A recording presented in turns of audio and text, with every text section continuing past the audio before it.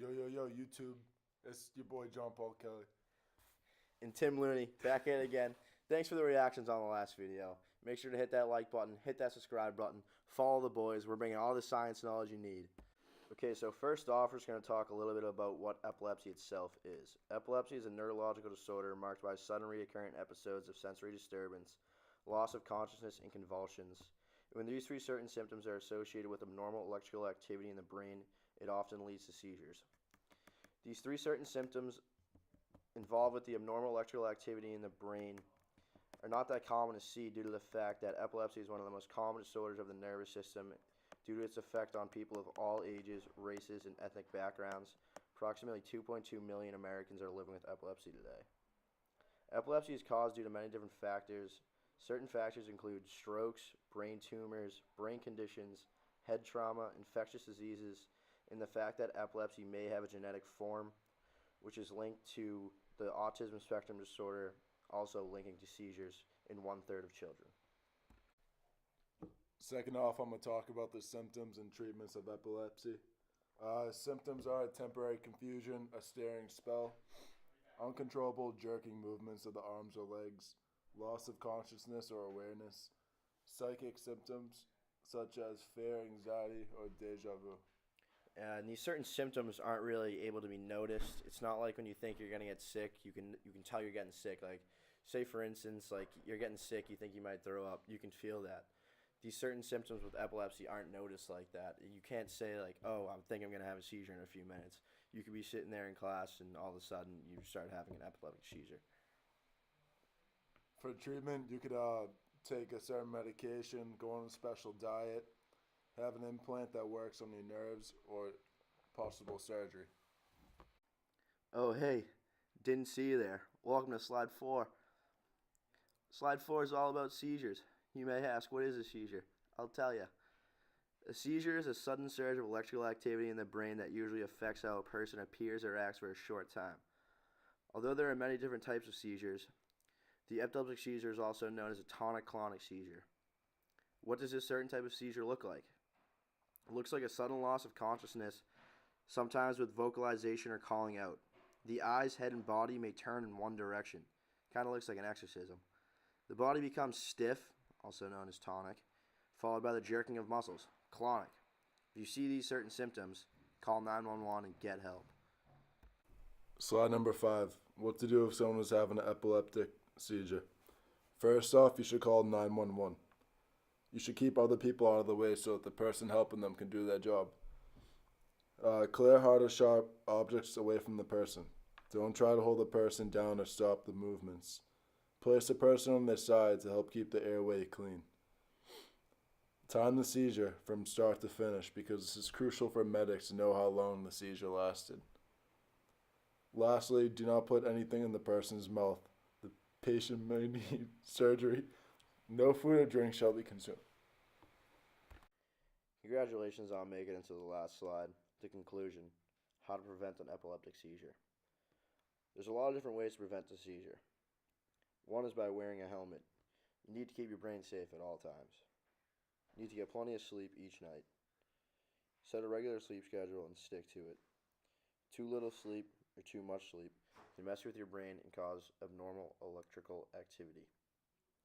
Learn stress management and relaxation techniques. Avoid drugs and alcohol. Take all of your medications as prescribed by your doctor. Again, too much or too little can cause too much electrical activity in the brain. Avoid bright, flashing lights and other visual stimuli. Skip TV and computer time whenever possible. Avoid playing video games. Yes, that means Fortnite. Fortnite is a video game. Avoid playing too much. Eat a healthy diet. Eating a healthy diet is key to keeping yourself healthy and your brain functioning properly. So here it is. The big question I felt you all have been waiting for is there any cure for epilepsy? As of right now, unfortunately, there is no cure for epilepsy. The only thing you can really do at the moment is just see your doctor when you can and receive medication for epilepsy. Currently at the moment, there's over 20 medications to help with epilepsy.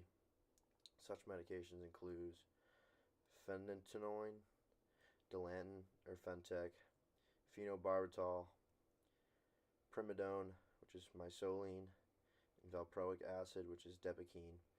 And the sad thing about this is it's been such a long epidemic that's been going on that affects so many people, and you wish there could just be a cure for it. They can find a cure, but fortunately, right now there isn't. So hopefully, in the time coming, they can find a cure for epilepsy.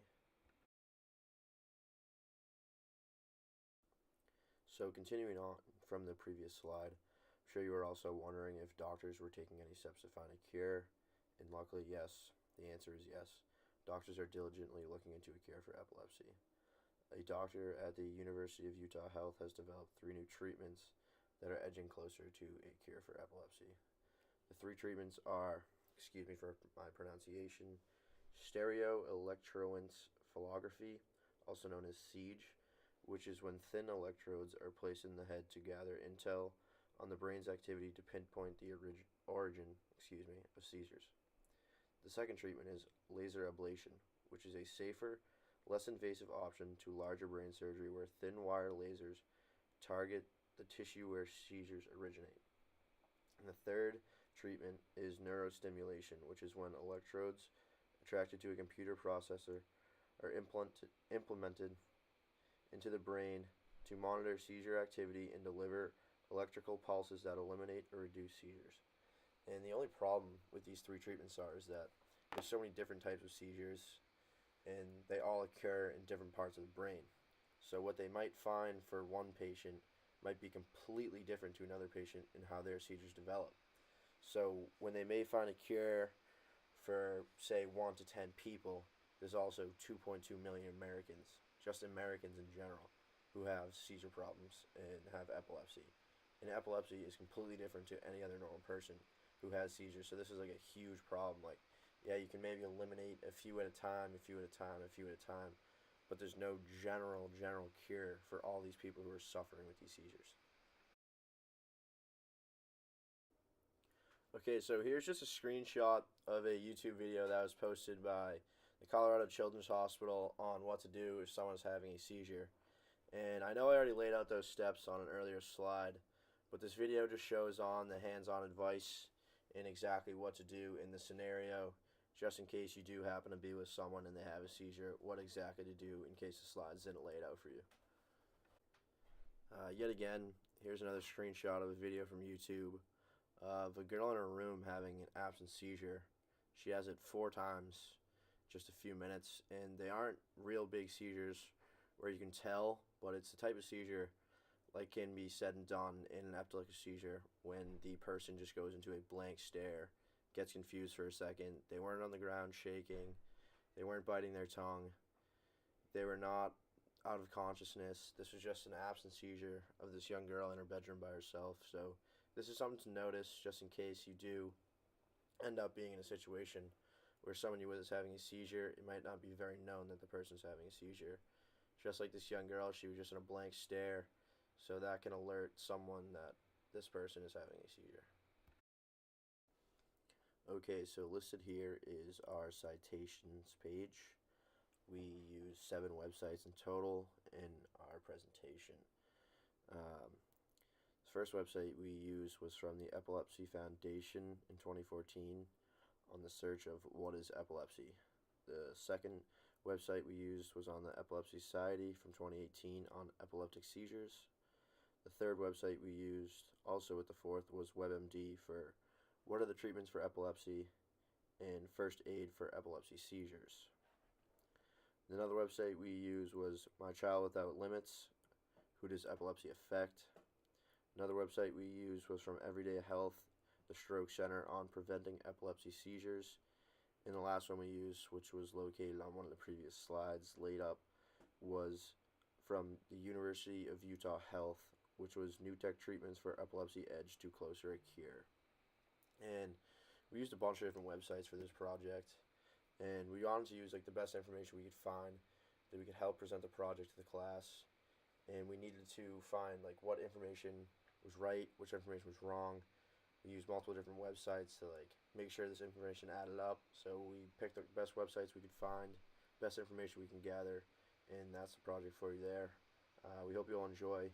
You learned something new today, in that in a time of need, if someone's having an epileptic seizure, or any type of seizure in general, you can be able to hop in, save the day. Thank you.